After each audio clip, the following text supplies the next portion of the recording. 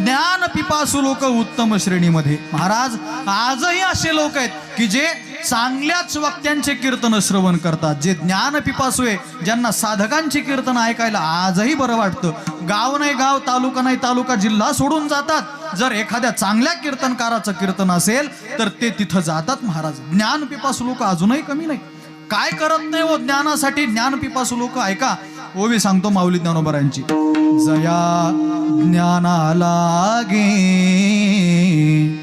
गगन गिळिताती योगी, स्वर्गाची अडवंगी उमरडोनी, न धरिती सिद्धीची चाड, न धरिती रिद्धीची भिड, योगा ऐसे दुवाड हेळसिती, तपोदुर्गे ओलांडित, कृतकोटी ओवांडित, चघळोनिया सांडित कर्मवल्ली, नाना भजन मार्गी, एक धावत उघडा अंगी, एक रिघताती सुरंगी सुषुम्नेची या।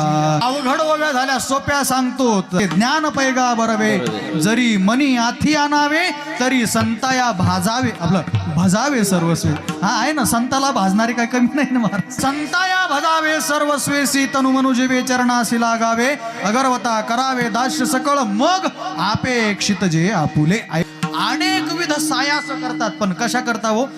जया ज्ञाना लागी, या ज्ञानासाठी वेगवेगळ्या पद्धतीचे सायास साधक वर्ग करत असतो, म्हणून हे उत्तम श्रेणीमध्ये।